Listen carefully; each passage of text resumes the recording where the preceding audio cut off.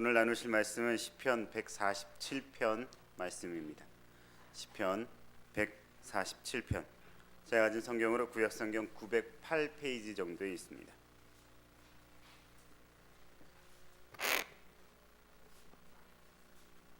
자, 1절부터 20절까지 있는 말씀입니다. 함께 교독함으로 말씀을 읽도록 하겠습니다. 할렐루야. 우리 하나님을 찬양하는 일이 선하며 찬송하는 일이 아름답고 마땅하도다.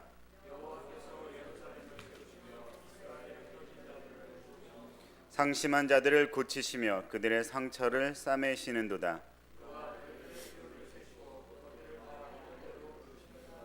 우리 주는 위대하시며 능력이 많으시며 그의 지혜가 무궁하시도다.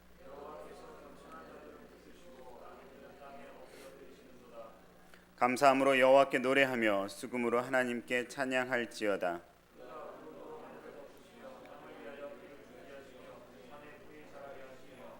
들짐승과 우는 까마귀 새끼에게 먹을 것을 주시는도다.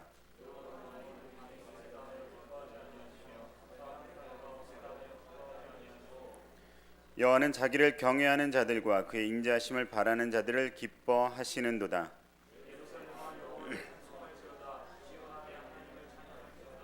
그가 내 문빗장을 견고히 하시고 내 가운데 있는 너의 자녀들에게 복을 주셨으며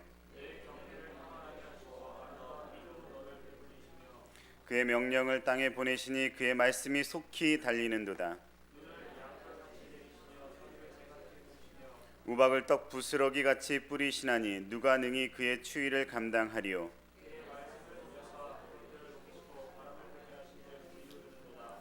그가 그의 말씀을 야곱에게 보이시며 그의 율례와 규례를 이스라엘에게 보이시는도다.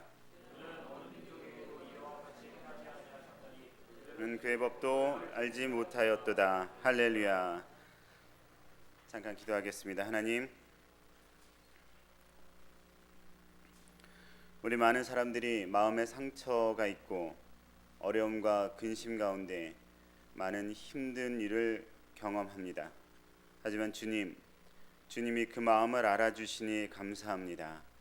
그리고 그 마음 가운데 하나님과 함께하고 있다라는 것들을 우리에게 경험하게 하시니 감사합니다.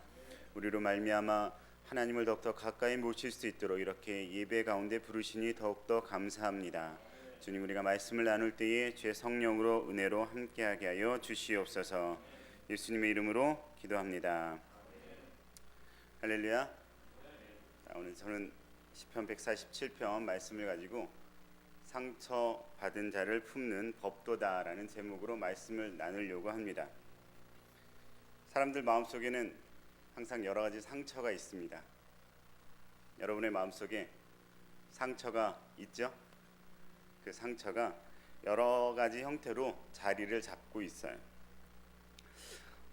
그 상처 때문에 누군가에게 위로받기를 원할 것이고요. 또는 그 상처 때문에 누군가를 미워하기도 할 것입니다. 근데 그게 그렇게 한다고 해서 위로받기를 원한다고 해서 또는 다른 사람을 미워한다고 해서 이게 해결이 잘 안 나요. 그렇죠? 저는 인생에서 그 상처받았다고 생각되는 일을 말씀을 준비하면서 생각을 좀 해보다가 내가 어떤 일에 가장 많은 상처를 가지고 있을까라고 생각을 좀 해봤어요. 저희 어머니가 이제 자궁암으로 한 5년 동안 고생을 하시다가 돌아가셨는데 수술을 한 3번 정도 했어요. 제가 이제 집안의 막내인데 이제 형들 일하고 제가 이제 그 신학교 하면서 이제 전도사 하고 그러는 와중에 그래도 시간이 제일 많이 남아서 이제 목사 되기 전 3년 하고 목사 되고 한 2년 정도 이렇게 병소발을 했는데 그 이제 수술을 한 여러 번 하고 나신 다음에는 이제 더 이상은 가망이 없고 본인도 힘이 없으시다고 생각을 하시고 결정을 하셔서 그 호스피스 요양원에 이렇게 갔어요. 처음에 갔을 때 이제 막 그 목사가 되고 그 어느 교회 부목사로서 이렇게 전체적인 일을 하는 그런 일을 하고 있었거든요. 근데 호스피스 이제 요양원은 대전 밑에 있는 그런 곳이었고, 저는 서울에서 목회를 하고 있었고, 거기에서 한 3개월 정도 계시다가 돌아가셨는데, 이제 그 3개월 동안 이제 이제 목사 돼서 교회 일을 막 이렇게 하고 그래야 되는 사람이 얼마나 시간을 낼 수 있겠어요, 솔직하게. 그렇게 자주 가보지 못했어요. 그리고 호스피스 요양원이기 때문에 어쨌든 돌아가시러 가신 어떤 그 자리라는 마음을 가지고 있어서, 나는 그냥 내가 지금 주어진 이 일에 대한 어떤 목회, 이걸 좀 더 열심히 할 수밖에 없는 상황이었고, 그냥 스스로의 마음을 그렇게 가졌던 것 같아요. 근데 이제 돌아가실 때쯤에 거기도 어떤 기독교 계통의 그런 어떤 요양원이었어요. 근데 그 사람이 너무 자주 안 갔다고 생각을 하시는 것 같아요. 거기 어떤 요양원 원장님이 나중에 이제 돌아가셨어요. 돌아가셨는데 그 돌아가시는 그 즈음에 이제 아무래도 많이 아프시잖아요. 그리고 돌봐주시지 못하고, 근데 그분이 아마 보시면서 너무 마음이 아프셨나 보죠. 근데 저한테 전화를 해가지고, 이제 네가 그 자식이 부모를 맡기고 이렇게 이제 소홀하게 대해도 되느냐, 이런 식의 얘기를 한 거예요. 그리고 또 그 사람이 저도 목사인 걸 알아요. 근데 너 같은 게 목사냐, 그렇게 얘기를 했어요. 그 얘기를 듣고 정말 많이 생각을 했어요. 이상하다. 분명 거기는 돌아가시는 어떤 그런 분을 돌봐주는 그런 분이고, 사정이 있으니까 거길 간 거잖아요. 그리고 어떤 그분의 역할과 나의 역할이 뭐가 어긋났기 때문에 내가 그 사람한테 그런 얘기를 들어야 했을까. 솔직히 저는 별로 이렇게 잘못했다는 생각은 안 했어요, 그 사람한테. 혹시 많은 사람들이 호스피스 요양원에 가면 어느 정도 돈이 있고 또 돈을 맡기고 이런 부분으로 그곳에 많이 또 헌금을 하거나 이런 일들을 해요. 근데 뭐 제가 뭐 형편이 좋아서 헌금을 하는 그런 상황은 아니었어요. 아마 그런 게 좀 부족하지 않았나라는 그런 생각을 하기도 하는데, 근데 아무리 그래도 그 사람이 나한테 당신 같은 사람이 목사냐라고 얘기할 정도의 어떤 그런 일은 절대 아니었다고 생각을 하거든요. 근데 그게 이상하게 계속 마음에 쌓여 있는 거예요. 근데 그걸 어떻게, 그렇다고 내가 어머니 돌아가셨는데 거길 다시 한번 찾아가서 솔직히 가고 싶은 마음도 있었어요. 가서 내가 돈이 있으면 그냥 돈 한 번 던져주고 네가 나한테 그딴 식으로 말할 수 있냐 얘기하고 싶은 그런 마음도 생긴 적이 있었어요. 근데 그것도 웃기잖아요. 그렇다고 또 차 타고 거기까지 가는 것도 귀찮고. 근데 그 말이 해소가 안 되니까 너무 힘든 거예요. 그 관계 속에서 누구한테, 사람한테 위로받을 수도 없죠. 어떤 상황에서도 그게 또 그 사람한테 도로 해결받을 수도 없는 일이에요. 누구한테 해결 안 받았을까요? 지금도 마음이 좀 짠하긴 하지만 그래도 하나님한테 이야기했을 때 하나님은 그래도 저한테 네가 그래도 할 만큼 했다라고 말씀하시는 걸 듣고 여지껏 참고 기다리고 또 내가 그래도 목사로서 하려고 하는 그런 삶을 살고 있구나라는 삶을 지속해서 살고 있는 거예요. 저 같은 어떤 이런 상처들이 여러분의 삶 속에서 어느 때인가 어느 한순간인가 찾아옵니다. 이게 또 한 번만 오면 좋죠. 막 찾아와요. 근데 이 찾아오는 것들이 우리는 왠지 그걸 그 상처를 준 사람하고 해결하려고 하고요. 또는 자기 주변에 좀 가까운 사람들한테 나 상처받았어 라고 얘기하면서 그 상처를 위로함을 받기를 원해요. 근데요, 내가 그런 모습을 보이면 어떻게 돼요? 상처를 줬던 사람도 오히려 그것 때문에 더 많은 상처를 받게 되고요. 상처를 준 사람은 아니지만 옆에서 위로해야 될 그런 위치에 있는 사람도 오히려 나 상처받았어 라고 보여주는 어떤 이런 자세 때문에 오히려 옆에 있는 사람도 힘들어하고 더 많은 고통을 당하게 되는 경우가 생긴다는 거죠. 그런 관계들이 쌓이고 쌓여서 이 세상에 있는, 이 사회에 있는, 이 주변에, 우리 주변에 있는 사람들이 많은 관계에 어그러짐이 생기게 되는 거예요. 하지만 우리는, 믿음을 가진 우리는 어떤 우리요? 믿음을 가진 우리는 과연 이 상처받은 것을 어떻게 해결을 해야 할까라는 거죠. 누구한테 해결을 받아야 돼요? 하나님한테 해결함을 받아야 한다는 거예요. 사람과 사람 사이에 이런 어떤 관계에 어떤 회복이 필요한데, 이게 올바르게 진행되기 위해서는 누군가의 완벽한 희생이 필요해요. 당신 상처받았으니까 내가 완전히 품어줄게 라고 하는 어떤 완벽한 희생이 필요합니다. 근데 이게 사람과 사람과의 관계에는 생겨날 수가 없어요. 그러다 보니까 품어주다가도 한 번 어긋나면 또 상처받고, 너 상처받았어? 나도 상처받았어. 부부싸움 하다 보면 이런 얘기 많이 하잖아요. 너만 그러냐? 나도 그러냐? 이런 얘기 많이 하는데, 이런 관계로 어그러지는 거죠. 근데 우리는 진정으로 이 상처를 해결해 주시고, 이 상처를 알아주시고, 이 상처의 모든 것들을 따뜻하게 품어줄 수 있는 분이 있다라는 사실을 알아야 한다라는 거예요. 그게 누구예요? 우리에게 이런 완벽한 위로를 하실 수 있는 존재가 있다라는 게 매우 매우 놀라운 일인데, 우린 이상하게 그분에게 기대하지 않는다는 거죠.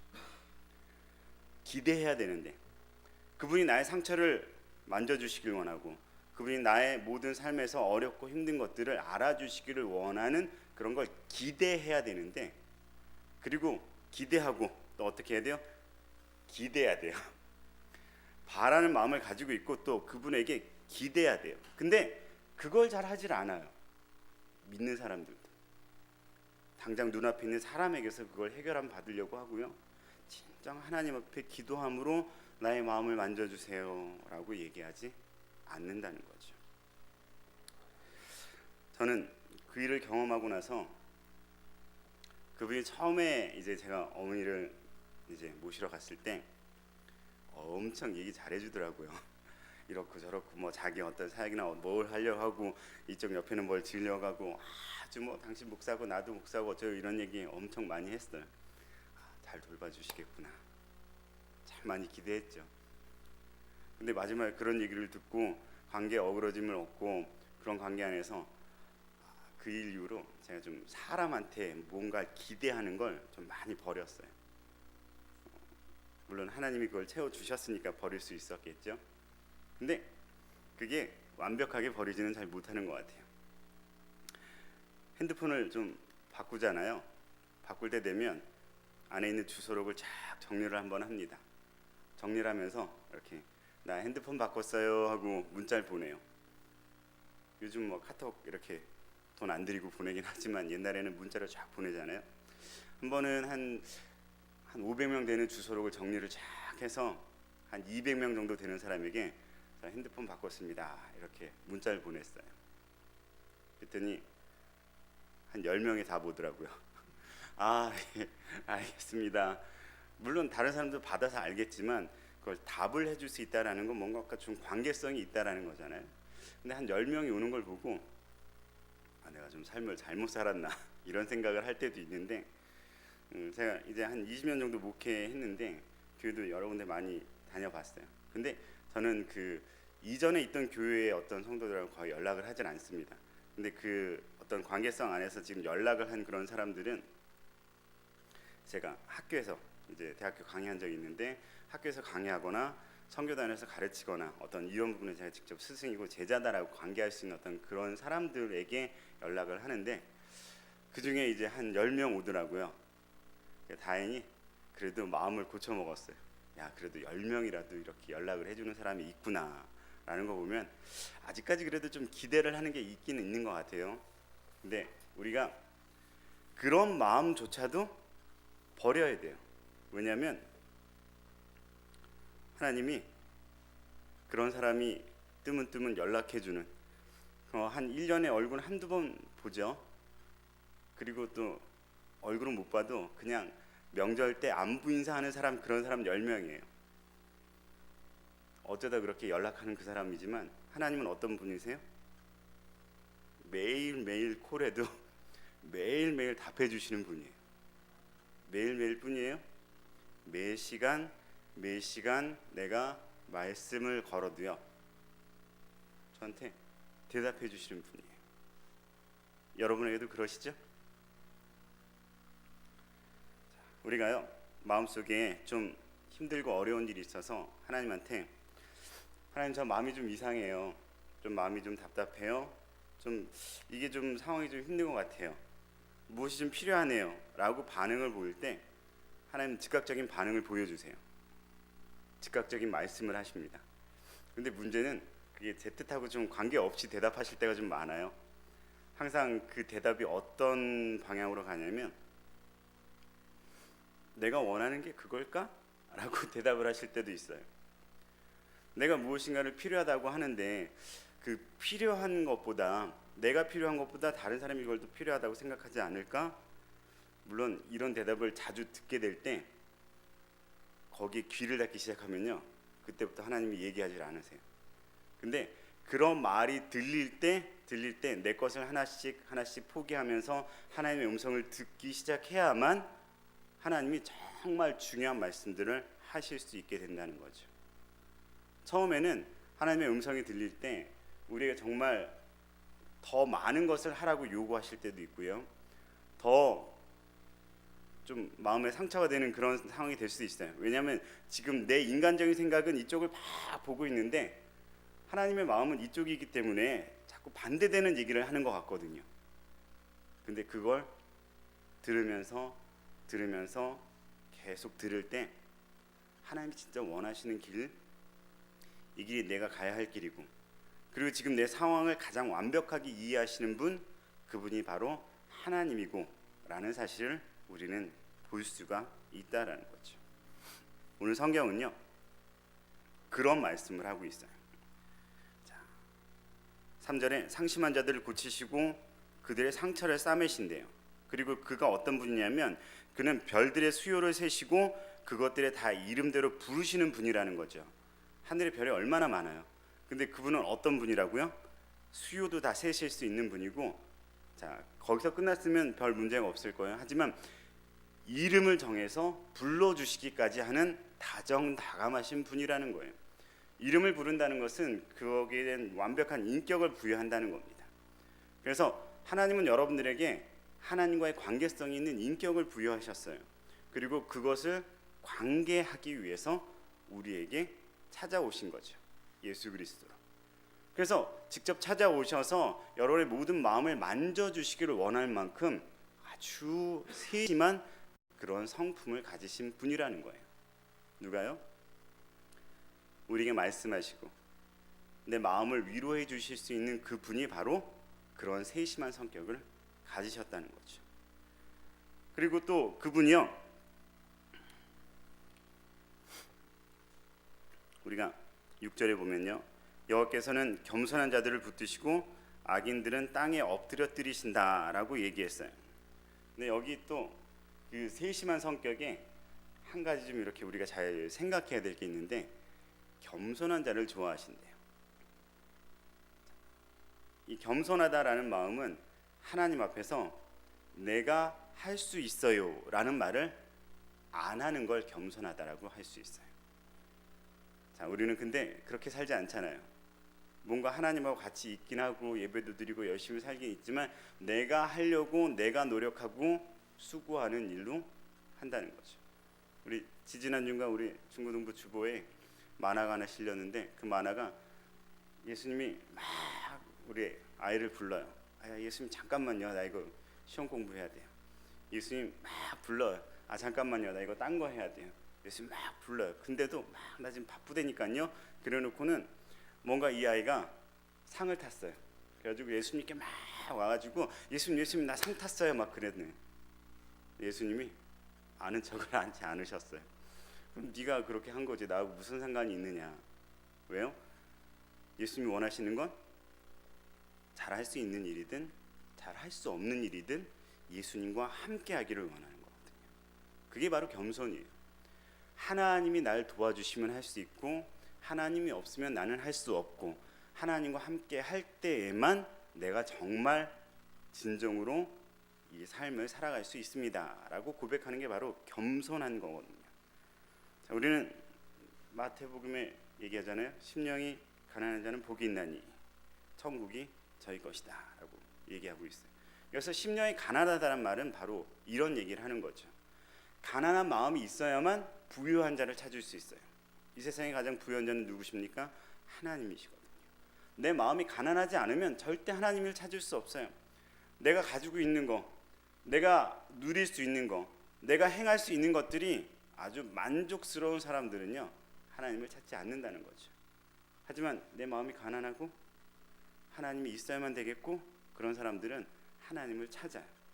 근데 하나님 누굴 더 좋아하신다고요? 그런 사람, 찾는 사람을 좋아하신다는 거예요. 그런 사람을 기뻐하신다는 거죠. 여기 보면 말씀에 또 이런 얘기를 하고 있어요. 10절에 여호와는 말의 힘이 세다 하여 기뻐하지 아니하시며 사람의 다리가 억세다 하여 기뻐하지 아니하신다라고 얘기하고 있어요. 힘이 세다고 좋아하지 않는 게, 사람의 다리가 튼튼해서 내가 할 수 있다고 한다고 좋아하는 것이 아니라는 거죠. 뭐라고요? 오직 여호와는 자기를 경외하는 자들과 그의 인자하심을 바라는 자들을 기뻐하시는도다라고 이야기를 하고 있어요. 자, 오늘 이 구절을요, 현대 성경은 이렇게 이야기를 하고 있어요. 오직 여호와를 모시고 사는 일을 기뻐하시고요, 한결같이 따스하게 아껴주시는 하나님께 기대는 사람을 좋아하신다는 거죠. 기댈 수 있어야 돼요. 누구한테요? 하나님한테 기댈 수 있어야 된다는 거죠. 근데 그 기대야 되는 이유가 뭐냐면, 기대는 그 순간에 우리의 마음이 위로함을 받을 수 있기 때문이라는 거예요. 기대는 그 순간에 나에게 무엇인가를 얻어지는 것이 중요한 게 아니라, 기대는 순간에 내가 원하는 어떤 삶의 목표가 이루어지는 것이 아니라, 내가 하나님께 갔을 때 내가 내 인간적으로 원하는 그 욕심이 채워지는 것 때문에 가는 게 아니라, 지금 여러분들 마음속에 여러분의 인생을 흔들고 있는, 여러분이 가지고 있는 모든 상처들을 누가 만져주신다고요? 내가 기댈 때 하나님이 만져주신다는 거예요. 사람에게 받은 상처, 상황 때문에 힘들어하는 어려움, 누가 만져주신다고요? 하나님이 만져주신다는 거죠. 어떨 때요? 기댈 때. 하나님을 기대하고 내가 또 몸을 의지할 때 그런 일을 경험할 수 있다는 거예요. 그럴 때 오늘 말씀은 또한 이렇게 얘기를 하고 있어요. 내 경례를 평안히 하시고, 14절에 그럴 때 내 경례를 평안하게 하시고 아름다운 밀로 너를 배불리게 하실 거다라는 거죠. 우리 모든 삶의 평안은 어디에서부터 오냐면요, 내 마음의 평안에서부터 오는 거예요. 모든 삶의 평안은 거기에서부터 와야 되는데, 내 삶이 불안하고 내 마음이 답답하고 내가 비록 교회에 와서 앉아있지만 불안한 마음을 가지고 있으면 그건 별로 좋은 일이 아니잖아요. 근데 교회 와서 평안함을 줄 수 있는 그분을 만나야 되는데, 그분을 못 만나고 계속 와서 상처 준 사람을 생각하고 하나님 이걸 용서해야 됩니까? 말해야 됩니까?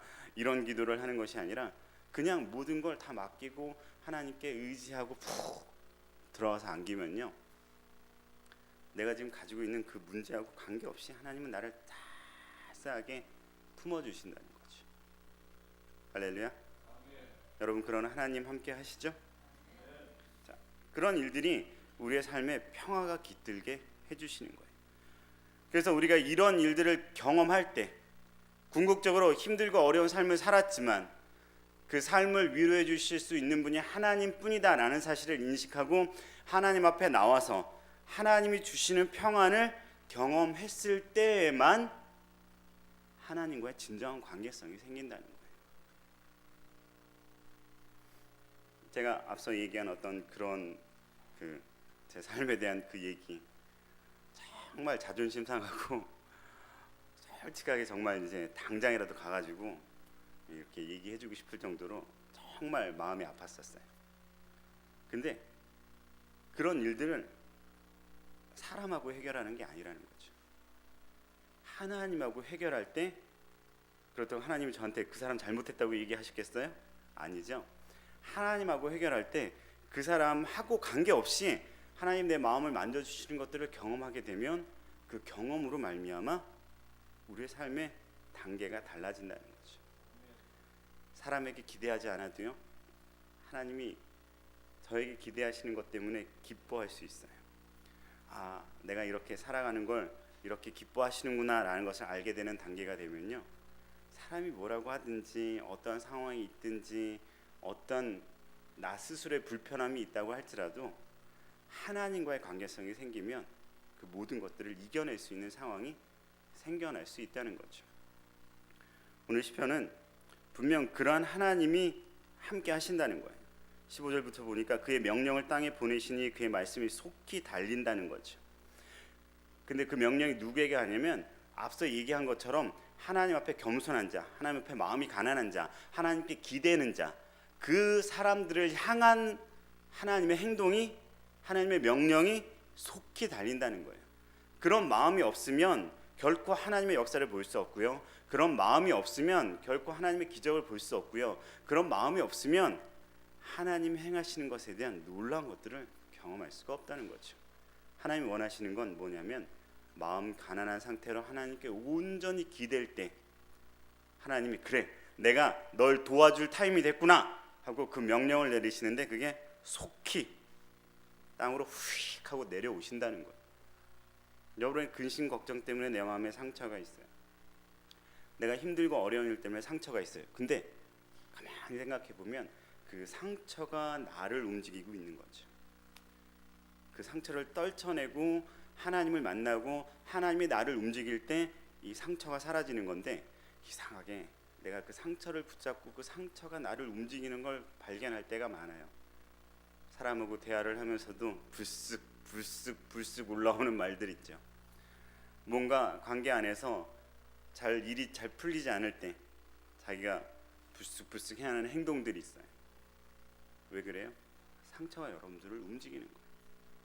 그걸 깨트려야 되는데, 상처가 나를 움직이는 걸 이겨내야 되는데, 그걸 하기 위해서 하나님께 가는 방법을 우리가 아직 잘 모를 때가 있다는 거죠. 오늘 시편 말씀은 그 얘기를 하고 있는 거예요. 어떻게 해요? 마음이 가난하고 내가 정말 하나님 앞에 겸손하고 그리고 하나님이 따뜻하게 품어주시는 분이구나 라는 사실을 확실하게 인식하고 가는 거죠. 우리 하나님 앞에 갈게요. 갈 때 하나님 내 기도 들어주실까? 하나님 어떤 분인지 잘 모르겠는데, 제가 아이들하고 얘기하고 청년들하고 얘기할 때 좀 마음이 답답한 부분이 많이 생길 때가 있어요. 하나님을 잘 몰라요. 하나님이 어떤 분인지 잘 몰라요. 하나님이 나에게 무엇인가를 해줄 수 있다라는 사실을 인식하고 있는 애들이 제대로 없어요. 그런 하나님을 만나면 삶이 바뀌고 어떠한 상황에도 관계없이 자기의 기쁨으로 삶을 살아갈 수도 있는데, 이상하게 상황에 따라 잠깐 만난 그 하나님, 그래서 교회 주변에 있는 아이들 많이 있잖아요. 그런 아이들 만나서 얘기하고 그럴 때 그런 어떤 상황들을 볼 때 마음이 좀 많이 답답하더라고요. 가장 중요한 건 그런 때 이상하게 그렇게 되는 사람들이 많이 사람에게 받은 상처가 많거든요. 그런 상처 때문에 그렇게 행동하는 아이들이 많아요. 근데 그걸 그냥 버리고 오직 하나님하고의 관계성을 성립을 해야 되는데 그게 잘 안 되더라고요.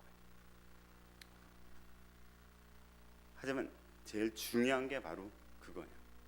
그래야만 하나님의 음성도 들을 수 있어요.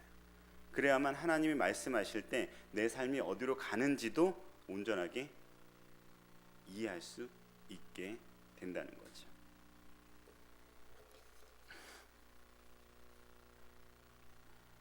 제가 마지막으로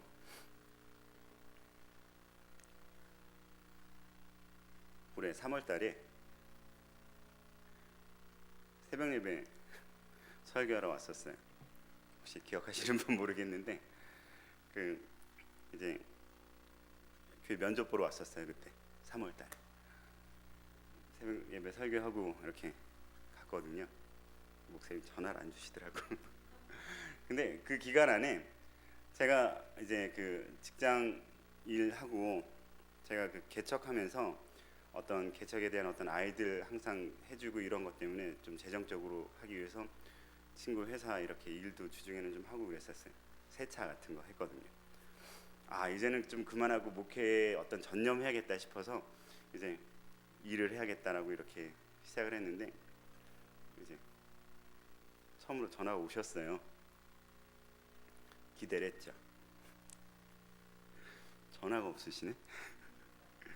근데 제가 그래서 어쨌든 목회를 해야겠다는 생각을 마음 먹고 이제 계속 어떤 면접을 보고 있는데, 한 3군데 정도를 정말 이제 당장 이번 주부터 일합시다 이런 얘기를 들었는데 계속 그게 안 되더라고요. 그래서 이게 도대체 무슨 뜻일까요? 막 좀 여러 번 겪다 보니까 마음이 많이 다운돼 있었어요. 근데 글쎄 7월 달에 목사님 전화 오셨는데, 그쵸? 이거구나.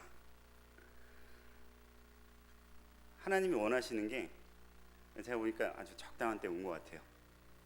아주 적당한 때 와서 좀 더 제가 할 수 있는 일 더 할 수 있고, 아이들과 관계성에서 제가 원할 수 있는 어떤 그런 부분에서 더 많은 일들을 할 수 있는 때에 온 것 같다라는 그런 하나님의 주시는 것이 있어요. 그래서 수고하고 노력해야지라는 마음을 계속 주시고 있는데, 삶에 분명 힘들고 어려운 때가 있어요. 정말 낙심 많이 했었거든요, 그 사이에. 근데 더 좋은 곳으로 채워주시고 이렇게 만날 수 있도록 해주시고 이렇게 설교를 할 수 있다는 것 자체만으로도 되게 하나님이 정말 준비하시고 기뻐하시는구나 라는 생각을 할 때가 있다는 거죠. 중간중간 들어오는 그런 모든 것들을, 힘들고 어려운 일들을 누구에게 맡기면요, 하나님에게 맡기면 하나님은 가장 좋은 때에, 가장 적당한 때에, 하나님이 원하시는 때에 우리에게 그 명령을 주신다는 거예요. 할렐루야. 전 여러분들의 삶에도 그런 일들이 일어나게 되기를 원해요. 여러분들이 가지신 삶 속에서 어떤 상처가 있다고 할지라도 그 상처를 품을 수 있는 자는 오직 하나님밖에 없어요. 사람에게 기대할 것이 아니라 오직 하나님께 나아갔을 때 그 하나님 때문에 내 마음은 이미 위로함을 받는 거고요. 그 위로함을 받은 상태 안에서 내 마음에 이미 평안은 오는 거고요. 그 평안함이 있을 때 하나님의 명령을 속히 달리셔서 우리에게 임하시게 된다라는 거죠. 할렐루야. 여러분도 이런 하나님을 경험하시길 예수님의 이름으로 축원합니다. 우리 한번 같이 기도하길 원해요. 기도할 때요, 하나님 나의 마음에 상처가 있습니다. 사람과 관계하는 것이 아니라 하나님과 관계해서 그 상처를 씻을 수 있도록 도와주십시오. 그래서 오직 하나님이 나의 마음을 만져주시는 것을 내가 경험했을 때 내가 하나님과의 관계에 얼마나 기쁜 걸 누릴 수 있는지를 내가 경험할 수 있게 해주십시오. 그럴 때 나의 삶 가운데 하나님이 함께 하신다는 것을 더욱더 인정하고 나아갈 수 있게 해주십시오 라고 한번 같이 기도하길 원합니다. 같이 기도하겠습니다.